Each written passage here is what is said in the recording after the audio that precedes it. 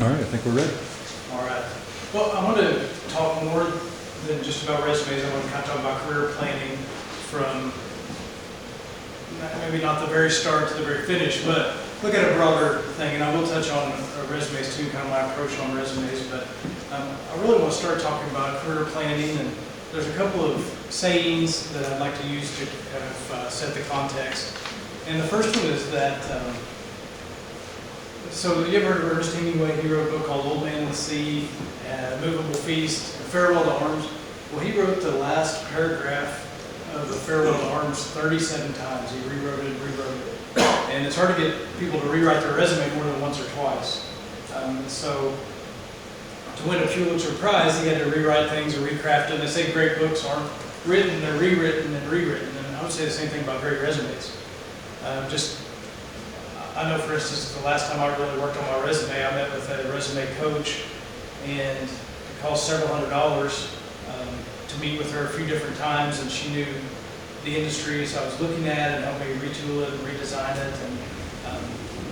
And I had maybe 3 meetings with her. It was very much money well spent to go back and forth, but a lot of things I didn't know on my own. So think about this as not just something that, oh, I've got to apply for something tomorrow, I'm going to slap a resume together, but actually take time to do that. There's another quote that a person named Jim Rohn uses, and he says that most people plan their vacation with more care than they plan their careers.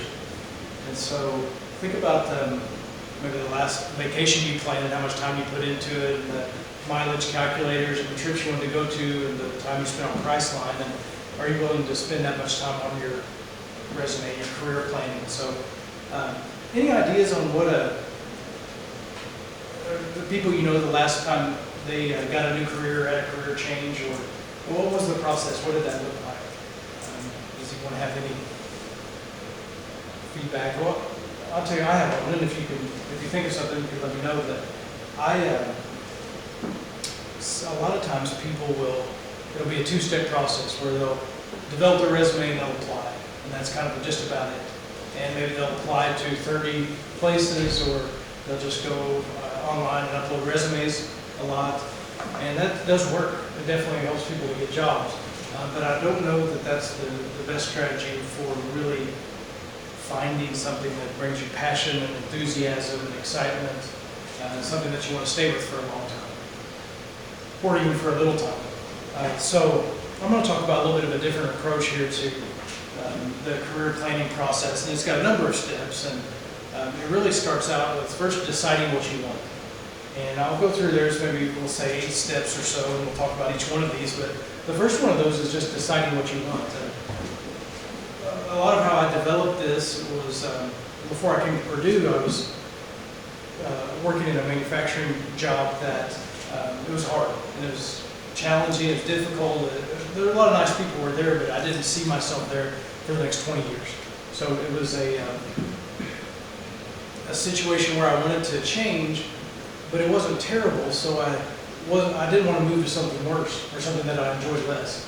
So I wanted to be very strategic and methodical, and did a lot of research on how to make a good career change. And at times, if I had a bad day, I would go home and do exactly what I said not to do, which I would go to a coffee shop actually and apply online to 30 jobs until I just got tired, and then I went home and crashed. And so the bad news was I might have gotten one of those jobs. Like I might have gotten one where I'd done zero research, I didn't really know anybody there, didn't know what the culture was like or the environment. I just knew they had an opening, and I knew I had a bad day at work, and I hoped that maybe something could happen. So the bad news is I could have gotten one of those jobs, right? You think that would be the good news, but they say that the devil you know is better than the devil you don't know. So if you don't really enjoy the work you're doing, at least it's predictable, and you know when it starts, and you know what the expectations are. So a better approach was starting out here with defining what it is that what you want out of a job. And I say a list of 15 things goes a really long way. So take 15 things that you really want out of a career. And so that can be paid. And we've done this in classes before. And interestingly, the top 2 most popular ones are security and good pay, in quotes, so good pay. That's different for everybody. And security is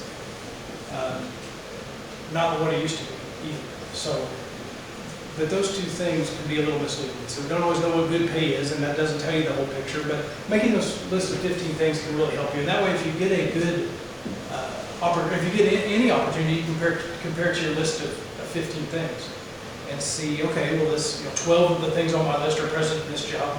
I may want to go on an interview with that. I may want to apply to that.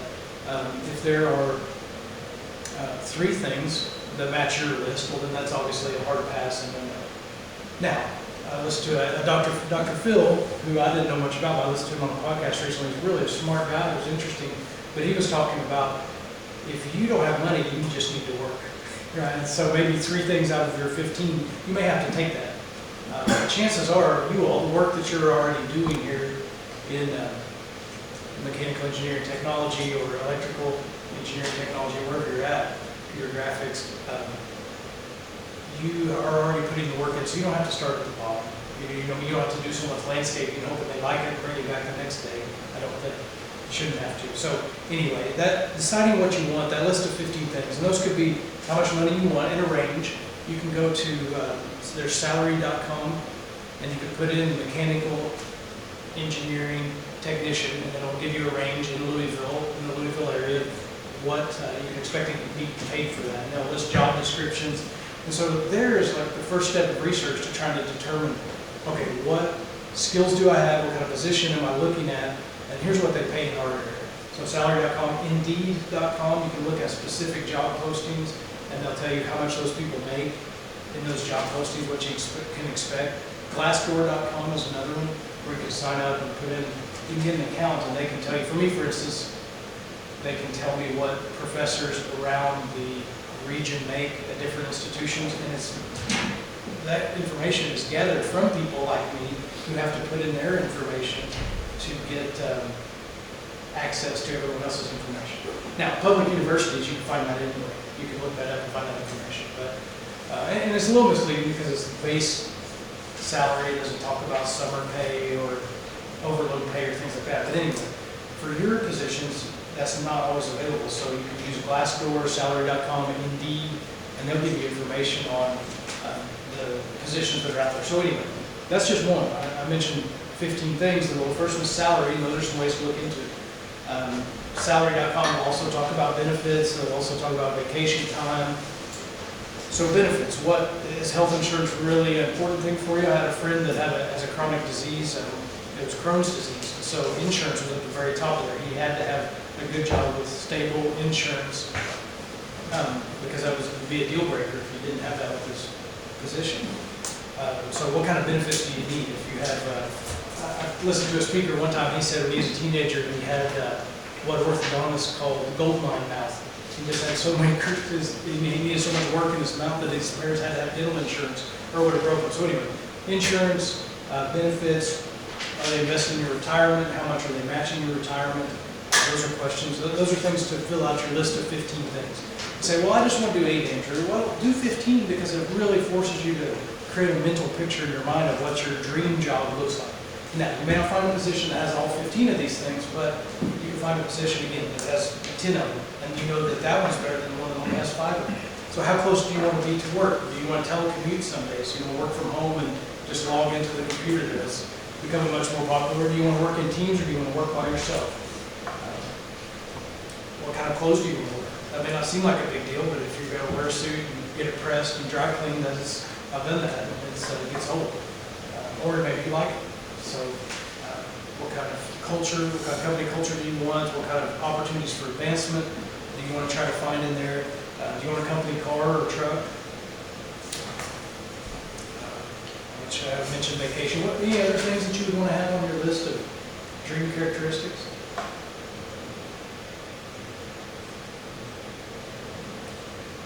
Good manager. Okay, yeah, good manager. Relationship with your boss. Do you have autonomy, or do you get good feedback? Do you get direction? I talked to somebody in one of these one time that had they've been waiting 2 years on their annual review, and so they had to have their feedback, and it was frustrating because they wanted coaching and they wanted that, and the boss wasn't giving it, so she ended up leaving. So decide what you want. That was the first thing I had, a list of 15 things. And you don't have to do this now, but this is a process that I want you to take seriously and think about. Then research the industry.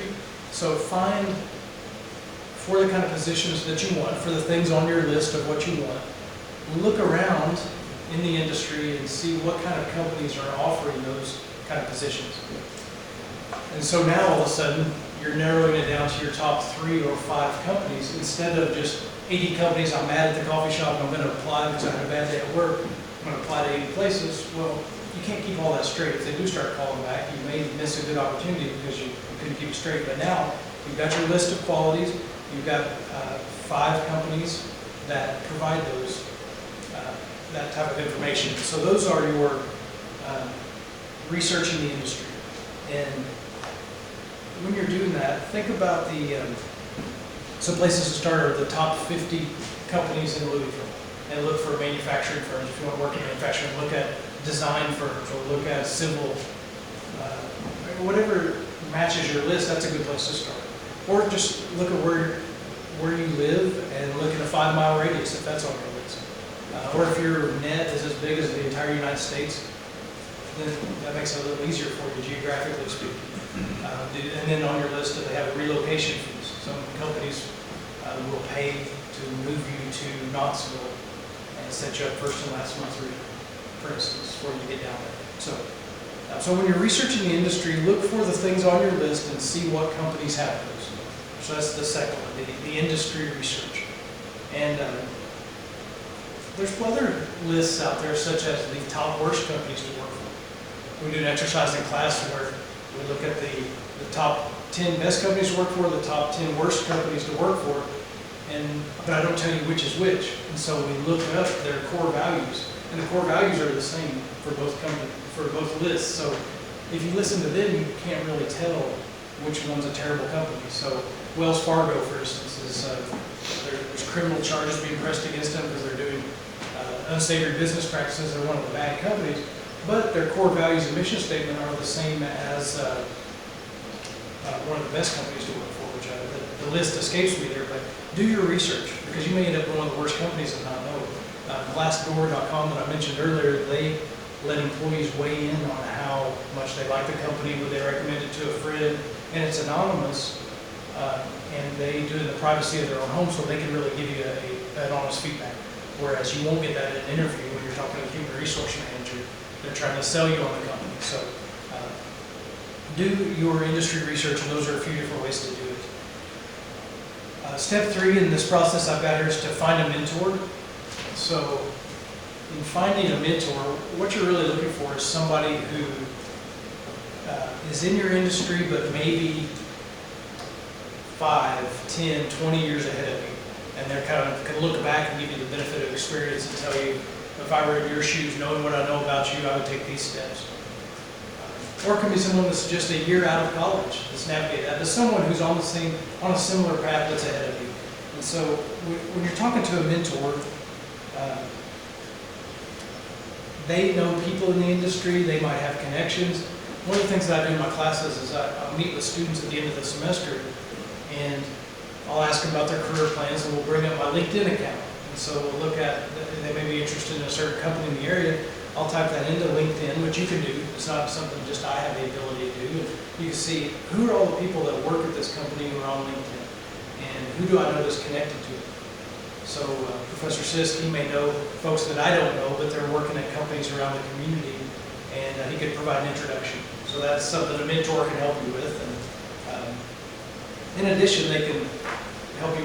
They can help you with a lot of these things on this list here. Finding a mentor and working with them on the LinkedIn, that goes into the next step there, which is step 4, the networking and establishing relationships. Okay, so I teach organizational leadership here, but also I've got a PhD in public health. And there's several organizations out there, but the Kentucky Public Health Association, the Indiana Public Health Association, there's a National Public Health Association, but I can start to meet people there. I can even volunteer to be on a committee. There's the One Southern Indiana Chamber of Commerce. I do volunteer. I chair a committee there, and I'm on a different committee that I'm not the chair of. But I've met a ton of people that have helped me, and I've helped them. Right? I'm volunteering, being of service, but that's part of the networking and establishing relationships, meeting people. It would have been really hard to meet the Human Resource Director at Baptist Health, Floyd, over here, but we've been on a committee now for a couple years together. We've got a friendly relationship. With our now St. Francis walking her dog, we talk about that, so now we've got a relationship that's professional that we can talk about different things. Whereas if I'm just trying to cold call, and applying to positions over there, I wouldn't be able to get their attention. So that's part of the networking and establishing relationships that could help. Do you all have those things? I mean, this is a Society of Manufacturing Engineers class or group, so that's one way of networking. Do you have any other ones in your industry or your area, ways to network that you could think of? IUS fraternities. IUSS fraternities, okay, that are open to Purdue students. Yep. That's another way. Church, yeah, church is another great place to network. Political groups, right? I know the director here of our location, he's involved in politics and has been for a long time. He knows a lot of people just from being involved in the political party of his choice. Volunteering. There was a company, Samtech, who we really appreciate the partnerships we've had with them over the years. They have a volunteering day, and I think you can, I've got friends that work over there, and I think that I could go with it, and I could volunteer to meet people over there, for instance. So that's another way to do it. Any other thoughts on?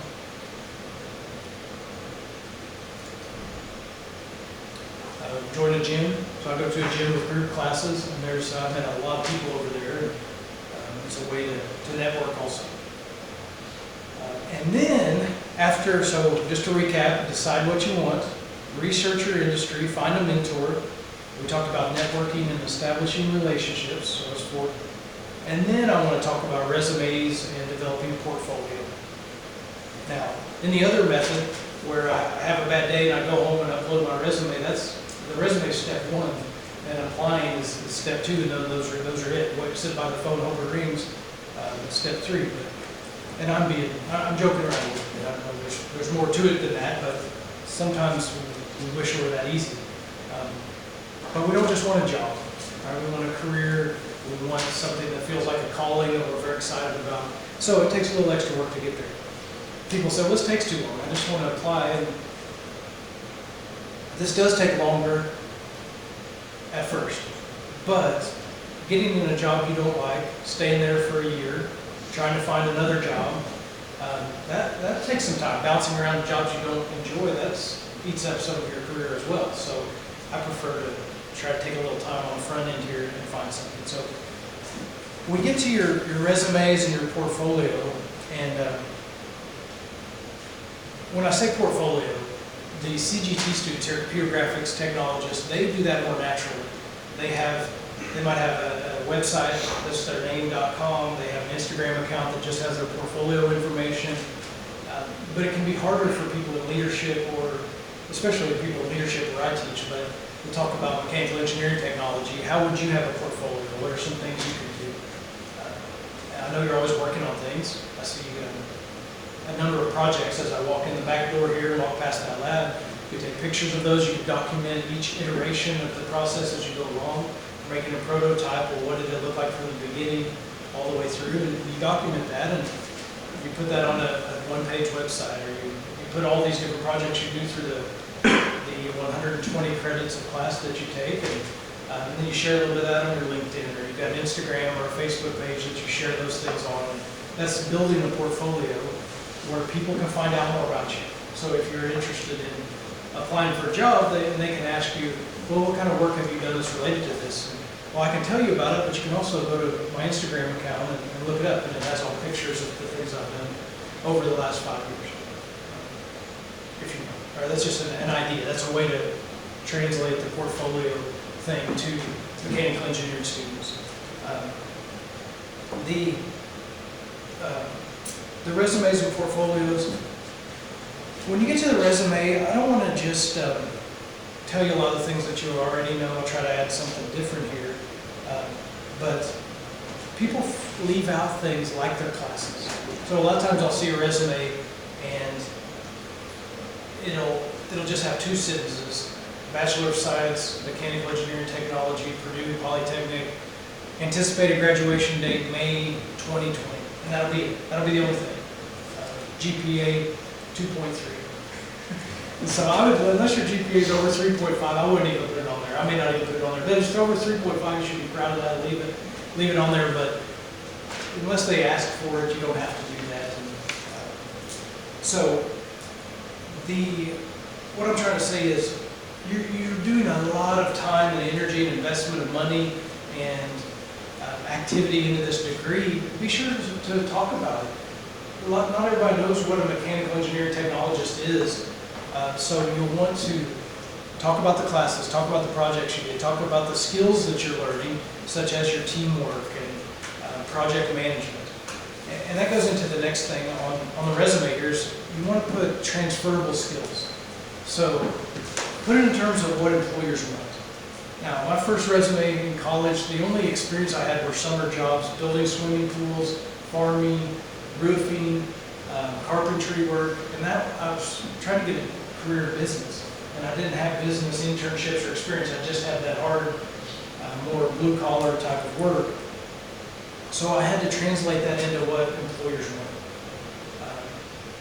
And so instead of wheelbarrowing gravel all day, which is what I did a lot, or digging holes, the things I talked about were working in a fast-paced team environment to satisfy the customer's need.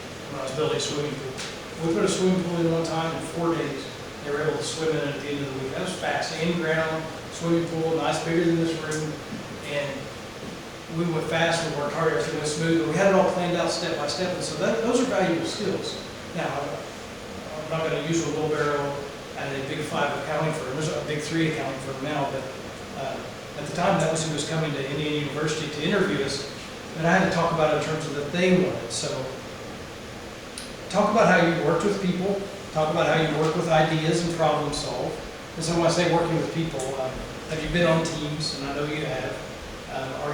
Do you take a leadership role? Do you bring innovative ideas to it? Do you conduct presentations to audiences? That's another skill that you can have. Even if it's in our teams class, where you're on a team of 4, you presented to 30 people, that's a valuable skill, even if it was just a 8-minute you watched a YouTube video on leadership and then told the class about it. Well, that's worthwhile. It's worth something to talk about. I know you've done it, and so you can put that on your resume. Working with ideas, that problem solving I mentioned. Have you ever developed and implemented an original idea? And you can find these things, like just do a simple search on transferable skills that employers want. You can do that on your search browser, and it'll give you a whole list of them if you don't have to write down the ones I'm using. But spend some time, spend a month on this resume to really make it good. Working with data, working with things. So with your data, what kind of technology software do you use? Do you compile and analyze data? Do you take measurements and then put that all together? Tech 120 used to do something where they would drop paper helicopters from the top of the stairs over here measuring. You've done that? Yeah. So you're taking measurements, analyzing data, running experiments. Those are valuable skills. They may have seemed boring or annoying at the time, but the work always doesn't have to look like the cover of a magazine. It can sometimes just be work, and it's good things that they need. So power verbs.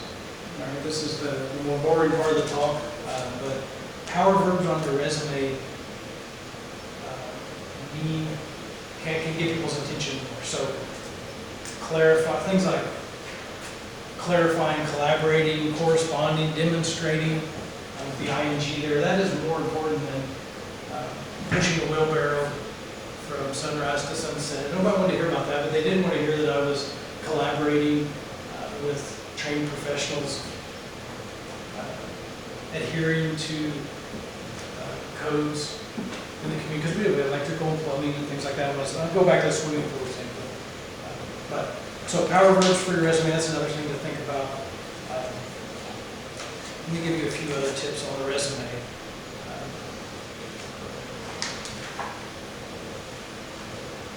A lot of times people will have an objective statement at the top of their resume, and it sounds like to get a position, to obtain an internship in my field. And I'm a big fan of putting words that we're going to work together. So to partner with a company, to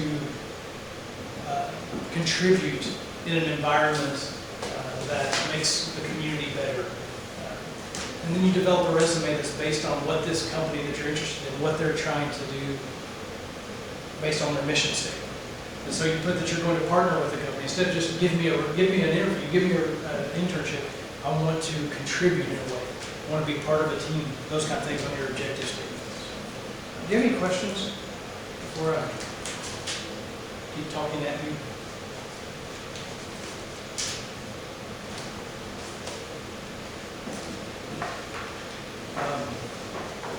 I want to say a few more things on the art of networking because this is ongoing. Why should you network? And nearly 80% of jobs are never advertised, so you won't find them. They're based on people that know people, that have a position, and before they even get posted, they often ask around inside the company, do you know anybody that could be a good fit for this? Many employers fill positions based on recommendations from their colleagues or their friends. It's not always from a resume that's put into an online portal. It's based on people that know people, someone in their field or in their circle of friends or acquaintances. Join a professional organization, we talked about that. Attend company information sessions. So my wife's in nursing, and Norton Healthcare, one of the biggest employers in Kentucky, they always have these informational sessions. Come learn about Norton Healthcare. And none of us are not necessarily in nursing or healthcare administration, but you could go there and you could have an opportunity to meet people that want to meet you. So I don't know if your kind of the companies in your field have that, but you can look into it. Opportunities offered by your college. That's a way to network. We've got a career fair coming up on the 27th. And we have that every spring. So you can attend that. You can get a nice outfit, dress up, bring copies of your resume, pass them out. Go alone. Don't go in groups of 3 or 5 people because you kind of get lost in that shuffle, but go by yourself, shake hands, look people in the eye, hand them a resume, ask them about positions, ask them how you can follow up,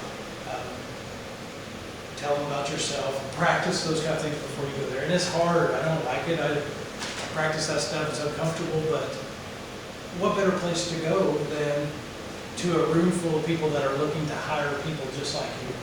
They're right here, you just have to dress up and go downstairs. So as uncomfortable as that stuff is, it may not be uncomfortable for you, but it is for me. I've been to a lot of them, and it's a good idea to do that, to meet the people that are looking for people like you. So, this also says initiate conversations on a plane, waiting in line at the gym or the coffee shop. There's a little more art to that. That's hard. That's not a science. That's just kind of being a friendly person. Stay in touch with people in your network. So are there students, and this I think is an overlooked one a lot, but so are you juniors, seniors, sophomores, so are there people who were in your classes last year that graduated? Or are there people you know that moved on from here and now they're working in industry? One of my favorite students, someone who's really well works at Cummins now, Billy Beck. I don't know if you remember him or he was in these classes, and he had a couple internships there and I was working full time. And you wouldn't even have to know him, but you could ask me now that I mentioned him, hey, could I talk to him? He came back and talked to a class a couple semesters ago. That's someone that you could network with. Again, get on LinkedIn and look up Purdue, New Albany, and then the company that you want to work for. And they'll give you a whole list of people. You may not know them, but Professor Sisk probably does. You've been here 12 years? Yeah, I have too. We started on the same weekend, same day. And so we know 12 years of students that you may not know. You may know 3 or 4 years of students or less. And ask us so we can look those things up and help you. Because I'm speaking for myself, I know you do a lot of this stuff to help students. So, but you have to ask.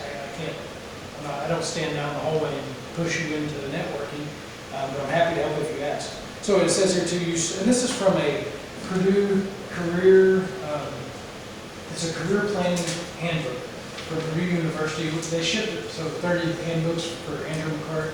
They shipped those down from West Lafayette, but you can look up Purdue CCO, and that is, I don't know exactly what that stands for, but we can help you find it. Center for Career Opportunities? Okay, perfect. These are free.